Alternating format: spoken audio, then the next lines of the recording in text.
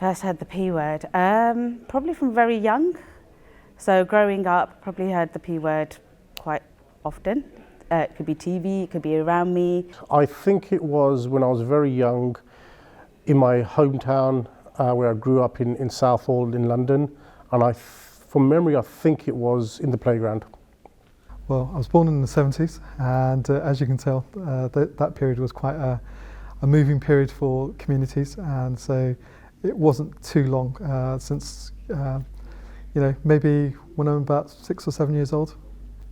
To be honest, because I was probably about 6, 7, I didn't understand it. So I think it was a song that my friend was singing, a friend, about the P word, and I went home singing it. Honestly, and my older cousin said to me, "What are you singing that song for? Do you not realise that's what it means?" And I was like, "No." And then I felt really upset. I felt angry that a friend had said it. So then I went back to school and had that conversation with my friend, and she was very apologetic. She didn't even know what it all meant. I clearly remember, it's one of my earliest memories.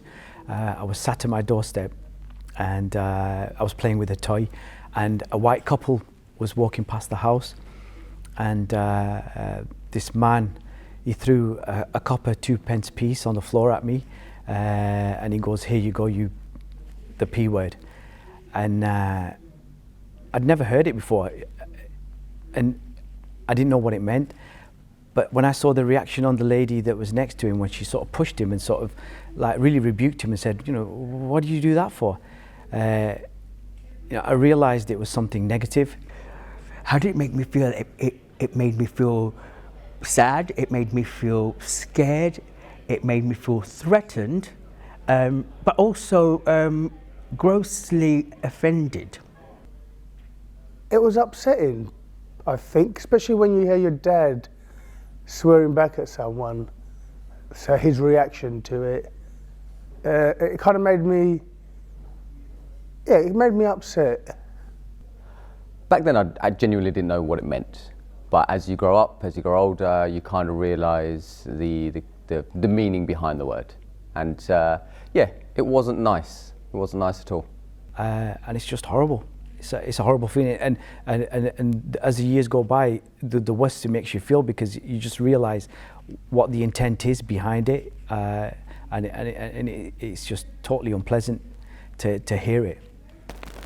It upsets me, really upset to think that in this day and age, 2022, people still use these terms.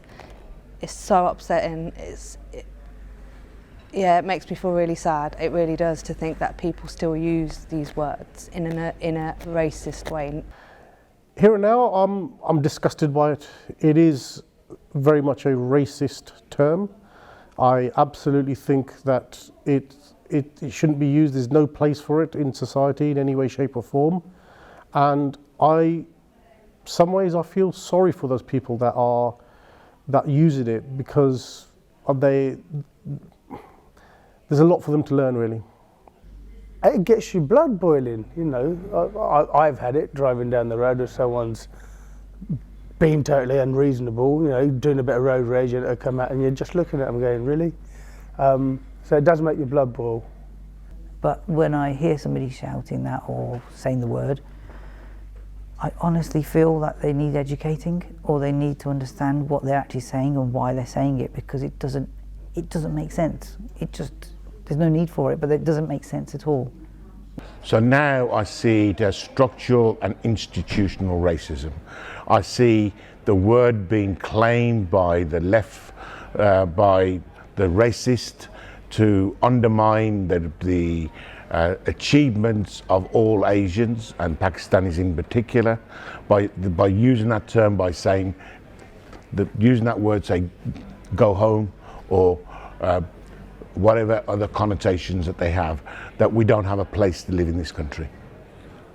I think the reason why people use the P word is because they've not been educated about who we are, what we are, and our values and our beliefs. And I think if we were given an opportunity to educate them, they would never use that word. Instead, they'd be using the word P to say praise rather than that word. I don't know. I'm trying to think. I don't know what. I don't know why they use it. I really don't understand why people feel that they can use it.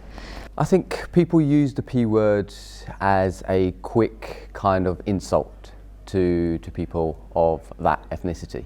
I don't think they have any other way to insult someone, and it's just a quick go-to, and I think for them it's just like a bit of a power move. I'm not sure.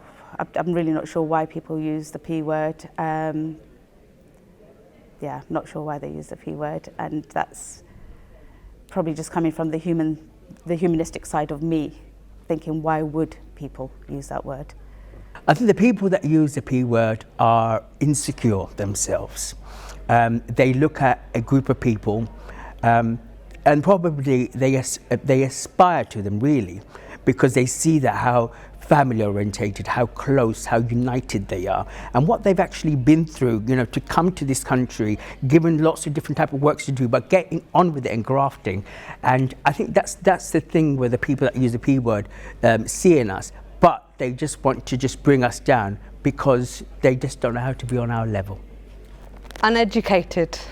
I really do believe that when they use that term, they just don't realise the backlash from it.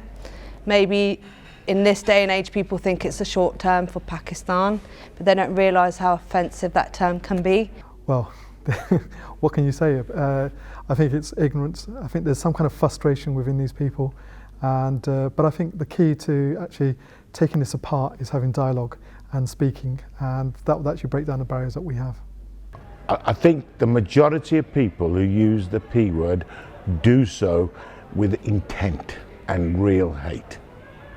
I don't think it's a word like the word coloured that can be used out of context because at one time it was acceptable. This word has never been acceptable, although it was used in the 60s and 70s in comedies with a little bit of a nudge, giggle, seaside type of postcard. What P word would best describe me? Immediately looking at this list, there are two. I'm going to cheat a little bit. So I think passionate and proud very much spring out to me here. So in my professional and personal life, I would consider myself to be somebody who's proud of what they do. I do take pride in making those small differences, and be it through AFSA, be it through my working days as a working in fire safety, or even just simply just being that member of society who wants to do good. The P word that best describes me is positive. I'm looking at the word privileged, and what I mean by privileged is actually through my journey with AFSA, I've actually picked up that being the generation that I am, the first generation in this country, I've heard so many stories that talk about what the previous generation had to go through, and I've realised that actually I'm quite privileged to be where I am because they've had difficult times making a change for us, and just I feel privileged, and that's why I feel that actually I need to do my part now to make sure that continues. The best one P word I would say passionate, because passionate it will describe me in the way I would do something, pick something up. If I don't feel any passion for it, if I don't really want to do it, I won't do it. So for me, in every arena, life, work, home, any kind of, wherever I am, there has to be passion. Without passion, it's pointless. The best word that would probably describe myself is patient, because it takes a lot for somebody to push my buttons and push me to an extent, or if up to breaking point. So I would say patient is my favourite out of all the words you've given me. The reason why I chose Pathmaker is because I believe that my experiences in life has brought me here to open doors and use my platform as a gateway to help others learn about themselves, grow, develop, and be empowered to go out there and face the big wide world out there without any fear, without any prejudice, and just be themselves, be successful, and never look back and worry about what people are saying and what people are doing to bring us down. Just go out there and do it. Hence why I say I'm a path maker, because I want to lead people to that goal. Possibly a perfectionist. Yeah, I try to, it applies to my job. You know, I love what I do.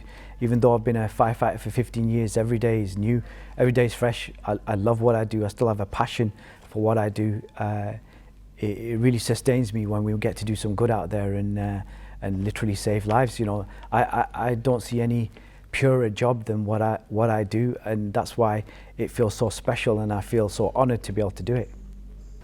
I would use the term passionate to describe me because I am very passionate about people, cultures, differences. I love meeting, like the EDI, passionate about the EDI agenda, and not just because that's my role, it's just because the way I am, a human being. I like to see people happy. I don't like people being sad. I'm very passionate about people in general and learning about different cultures and backgrounds and experiences. What was the other word? I'm proud. I'm a very proud member of AFSA because AFSA promotes this, raises awareness about EDI in general, racism, homophobia, all the prejudice stuff. So yeah, I'm very proud. I think polite. Reason behind that? I think the way I see the world is I would want to treat people the way I'm treated. I'm a passionate individual. When I adopt something, do something, I do it with a passion, I do it with a zeal to succeed, whether it be playing five-side football, whether it be cricket, whether it be work, or whether it be this amazing organisation we're sat with, Asian Fire Service Association, where I hope my passion rubs off onto others, and that passion is then reflected in our conferences, in our speeches, in the way that we try to address issues around equality, diversity and inclusion.